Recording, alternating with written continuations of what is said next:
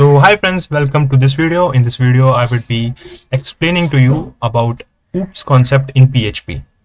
तो सबसे पहले हम समझते हैं कि क्लासेस एंड ऑब्जेक्ट्स को हम क्यों यूज करते हैं. ठीक है, एनकैप्सुलेशन का मतलब क्या है. फॉर एग्जांपल मेरे पास एक स्क्रिप्ट है, एक सिंपल PHP का स्क्रिप्ट जिसके अंदर मैं ऐसे कुछ नंबर्स प्रिंट कर रहा. ठीक है, अब मैंने इसको रन किया एक बार, तो ये एक बार इसका आउटपुट आ गया यहाँ पे. अभी व्हाट इफ मेरे को ये जो लॉजिक है इसको बार बार रन करने का, बार बार. अब मैंने एक बार दबाया, ये एक ही बार रन हो गया, मेरे को इसको बार बार रन करने का है.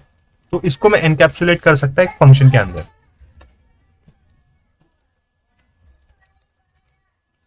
मैंने ये लॉजिक को लिया, इसको ये फंक्शन के अंदर डाल दिया. तो अभी क्या हो गया, अभी मैं यही लॉजिक को बार बार रन कर सकता ये फंक्शन को कॉल करके. अब यहाँ पे ये 2 बार रन हो गया. तो इसको बोलते हैं एनकैप्सुलेशन. जब भी हम एक पूरे के पूरे लॉजिक को, एक पूरे के पूरे चीज को किसी एक पर्टिकुलर कोड ब्लॉक के अंदर डाल रहे हैं और फिर उसकी मदद से हम उसको बार बार एग्जीक्यूट कर सकते हैं, तो इसको बोलते हैं एनकैप्सुलेशन. तो सबसे पहले हम देखेंगे एक सिंपल क्लास का एग्जांपल. तो ये क्लास डिक्लेयर करने के लिए कुछ ऐसा सिंटेक्स है, क्लास का नाम और ये कर्ली ब्रेसेस. इसके अंदर मैं डिक्लेयर करेंगे एक वेरिएबल x, दूसरा वेरिएबल y, और इसके अंदर एक सिंपल सा फंक्शन रहेगा जिसका काम है प्रिंट करना हेलो. ठीक है, ऐसा कुछ फंक्शंस हम क्लासेस के अंदर कुछ ऐसा डिक्लेयर करते हैं, वेरिएबल्स कुछ ऐसा. अभी इसके बाद मैं ऑब्जेक्ट बनाएगा ये वाले क्लास का. ठीक है, ऐसा कुछ ऑब्जेक्ट बनाते हैं हम न्यू कीवर्ड का यूज करके, और उसके बाद मैं कॉल करेगा ये ऑब्जेक्ट का प्रिंट फंक्शन, और इसको सेव करके मैं रन करेगा. तो आउटपुट यहाँ पे है हेलो. तो अभी हम देखेंगे क्लासेस एंड ऑब्जेक्ट्स का एक बहुत अच्छा फैक्ट. तो सबसे पहले मैं एक ऑब्जेक्ट बनाया. ठीक है, इसका नाम ऑब्जेक्ट है. उसके बाद मैंने क्या किया, वो ऑब्जेक्ट का x एंड y वेरिएबल है उसको 1 से इनिशियलाइज कर दिया. ठीक है, उसके बाद मैंने एक सेकंड ऑब्जेक्ट बनाया और उसका x एंड y वेरिएबल है उसको 2 से इनिशियलाइज कर दिया. ठीक है, उसके बाद मैं प्रिंट करेंगे ऑब्जेक्ट का x y, और उसके बाद मैं प्रिंट करेंगे ऑब्जेक्ट 2 का x और y. तो हम आउटपुट देखते हैं अभी. तो इसका आउटपुट है 1 1 एंड 2 2. इसका मतलब क्या, हर एक ऑब्जेक्ट के पास अपने पास, इसका मतलब है कि हर एक ऑब्जेक्ट जो है उसके पास खुद का अपना अलग x एंड y वेरिएबल है. ये चेंज करने से ऑब्जेक्ट 1 को कोई प्रॉब्लम नहीं है, ऑब्जेक्ट 1 के वेरिएबल एज इट इज रहेंगे, और ये चेंज करने से ऑब्जेक्ट 2 के वेरिएबल एज इट इज रहेंगे. इन शॉर्ट कि हर एक ऑब्जेक्ट के पास अपना अलग वेरिएबल है, अपना अलग मेमोरी लोकेशन है, अपना अलग फंक्शन है. तो अभी हम एक एग्जांपल देखेंगे जिसके अंदर हम यूज करने वाले दिस कीवर्ड. अभी दिस कीवर्ड क्या है कि हर एक ऑब्जेक्ट के पास अपना अलग खुद का वेरिएबल है. ठीक है, लेकिन अभी क्या है, क्लास के अंदर मेरे को एक फंक्शन चाहिए जो वो ऑब्जेक्ट का वेरिएबल्स के साथ उसको रीइनिशियलाइज करता है या उसके साथ कुछ ऑपरेशन परफॉर्म करता.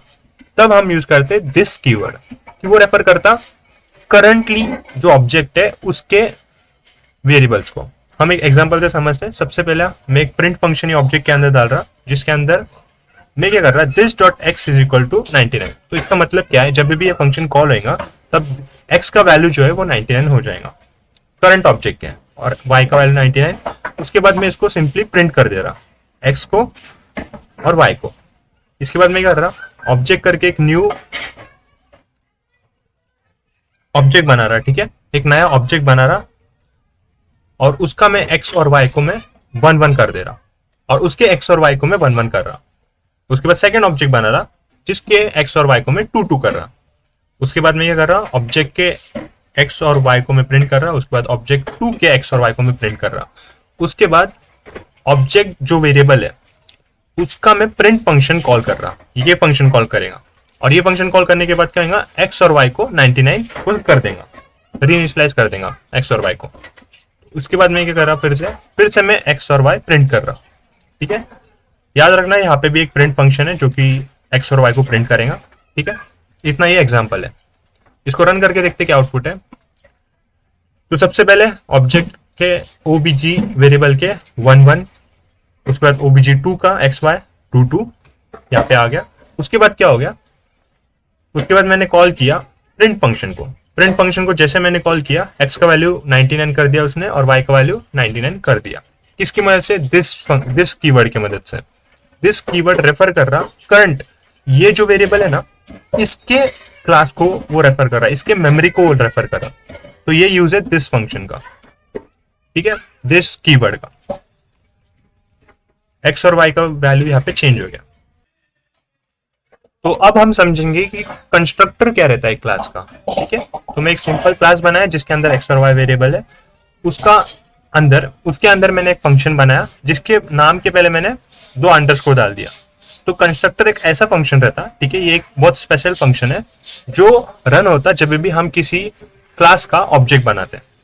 तो एग्जांपल के लिए मैंने यहाँ पे एक ऑब्जेक्ट बनाया लियो नाम का, जिसका, ठीक है, और अभी मैं ये कोड को रन करेगा। तो देखो मैंने कोई फंक्शन कॉल नहीं किया, कुछ नहीं, सिर्फ मैंने सिंपली एक ऑब्जेक्ट बनाया और मैंने अभी रन किया तो ये इसने क्या कर दिया, ये फंक्शन को कॉल कर दिया। ये रहता कंस्ट्रक्टर फंक्शन जो कॉल होता जब भी हम किसी भी क्लास का ऑब्जेक्ट बनाते। तो अभी हम समझते कि दिस कीवर्ड और कंस्ट्रक्टर का अच्छा एक एग्जांपल। तो सबसे मैंने एक क्लास बनाया मैंने सबसे पहले, उसके अंदर 2 वेरिएबल्स है x एंड y। उसके बाद एक कंस्ट्रक्टर है जिसके 2 पैरामीटर्स है, ठीक है, पैरामीटर, इसको बोलते हैं parameterized constructor, x and y। इसके बाद क्या आता, मैं क्या कर रहा है ये फंक्शन के अंदर, सबसे पहला तो दिस जो करंट ऑब्जेक्ट का रेफरेंस है दिस, उसका x को मैं ये वाला x सिलेक्ट कर रहा, इनिशियलाइज कर रहा, एंड y को मैं ये वाला y से इनिशियलाइज कर रहा। उसके बाद क्या कर रहा मैं सिंपली वो x एंड y को प्रिंट कर रहा। तो इसको यूज करने के लिए अभी पैरामीटराइज है, तो जब भी मैं एक ऑब्जेक्ट बनाएगा ये क्लास का, मैं यहाँ पे उसके ब्रैकेट्स के अंदर x एंड y का वैल्यू पास करेगा। अब मैं इसको रन करके देखता,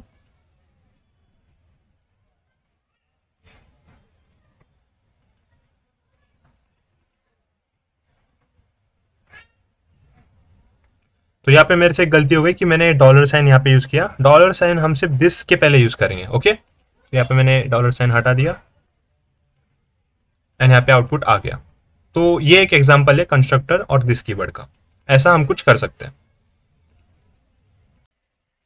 तो अभी हम समझते हैं स्टैटिक फंक्शन क्या रहता। तो स्टैटिक फंक्शन क्या है, क्लास के अंदर एक ऐसा फंक्शन, ठीक है, एक ऐसा फंक्शन जिसके अंदर, जिसके नाम के पीछे, जिसके पहले हम स्टैटिक कीवर्ड को यूज करते हैं, ठीक है। अब ये फंक्शन का क्या यूज है, ये फंक्शन को अगर कॉल करने का है ना, तो मेरे को इसके लिए ऑब्जेक्ट बनाने की जरूरत नहीं है, मैं क्लास के नाम से डायरेक्टली ये फंक्शन को कॉल कर सकता। तो ये है स्टैटिक फंक्शन। अभी स्टैटिक वेरिएबल क्या है फिर, स्टैटिक वेरिएबल एक ऐसा वेरिएबल है,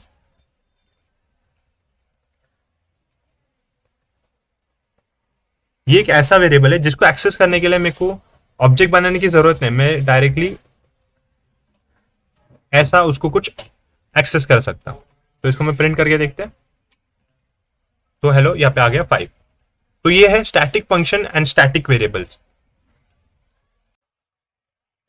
तो अभी हम एक एग्जांपल देखेंगे जिसके अंदर हम यूज करेंगे स्टैटिक वेरिएबल और कंस्ट्रक्टर, जिसकी मदद से हम काउंट रखेंगे कि यूजर ने, मतलब ये प्रोग्राम में कितने ऑब्जेक्ट्स बने ये क्लास के, ठीक है। इसके लिए मैं एक क्लास बनाया ह्यूमन, उसके अंदर स्टैटिक वेरिएबल है काउंट, एक कंस्ट्रक्टर है जिसके अंदर मैं क्या कर रहा, जो स्टैटिक वेरिएबल है उसको एक्सेस कर रहा और उसको प्लस प्लस कर रहा, उसके बाद मैं उसको प्रिंट कर रहा, ठीक है। इतना ये कंस्ट्रक्टर का काम है और ये सिंपल क्लास है। इसके बाद मैं एक 1 ऑब्जेक्ट बनाएगा, 2 ऑब्जेक्ट बनाएगा, 3 ऑब्जेक्ट बनाएगा। इसका मतलब क्या कि मैंने 3 ऑब्जेक्ट्स बनाया ये क्लास के। अभी ये वेरिएबल स्टैटिक है, ठीक है, इनिशियली 0 है। तो देखते हैं हम इसका आउटपुट, इसका आउटपुट है 1, 2 एंड 3। तो इसका मतलब क्या, जब भी मैं एक ऑब्जेक्ट बना रहा, इसका कंस्ट्रक्टर कॉल हो रहा और ये इसका कंस्ट्रक्टर क्या कर रहा, जो ह्यूमन क्लास का स्टैटिक वेरिएबल है काउंट, उसको मैं प्लस प्लस कर दे रहा, ठीक है।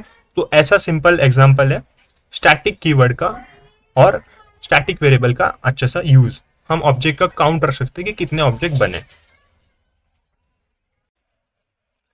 तो अब हम देखते हैं कि डिस्ट्रक्ट, ये फंक्शन का क्या काम है, ठीक है। कंस्ट्रक्टर, जो कंस्ट्रक्ट है, ये फंक्शन का यूज तो आपको समझ गया कि जब भी हम ऑब्जेक्ट बनाते वो कॉल हो जाता। डिस्ट्रक्ट क्या है, जब भी हम किसी ऑब्जेक्ट को अनसेट कर देते, ठीक है, डिलीट कर देते, वो ऑब्जेक्ट डिलीट हो जाता मेमोरी से, ठीक है, तभी ये फंक्शन कॉल होता। जावा, पाइथन और बाकी सब लैंग्वेजेस में तो बाय डिफॉल्ट हो जाता, सी प्लस प्लस छोड़ के, लेकिन पीएचपी में हमको बताना पड़ता कि जब ये ऑब्जेक्ट अनसेट हो गया, डिलीट हो गया, तो हमको क्या करने का है, तो ये फंक्शन तब रन होता। इस पे आप वेरिएबल अनडिफाइंड कर सकते हैं या जो भी ऑपरेशन है वो कर सकते हैं। ठीक है, ये यूज है डिस्टर्ब फंक्शन का। इसको रन करेंगे हमें, तो आप यहाँ पे देख सकते हैं, यहाँ पे ये ऑब्जेक्ट का काउंट प्रिंट हो गया। उसके बाद क्या हो गया, क्लास डिस्ट्रॉयड, ये फंक्शन रन हो गया और इसने प्रिंट कर दिया क्लास डिस्ट्रॉयड। तो अभी हम इनहेरिटेंस समझते हैं। तो सबसे पहले मैंने एक क्लास बनाया, ए क्लास, उसके अंदर बस एक वेरिएबल है एक्स जिसका वैल्यू है 5। ठीक है, और फिर उसके पास अपना खुद का एक कंस्ट्रक्टर है जिसका काम है सिर्फ प्रिंट करना एको ए क्लास। ठीक है, फिर मैंने एक क्लास बनाया बी जिसके अंदर मैंने कीवर्ड यूज किया एक्सटेंड।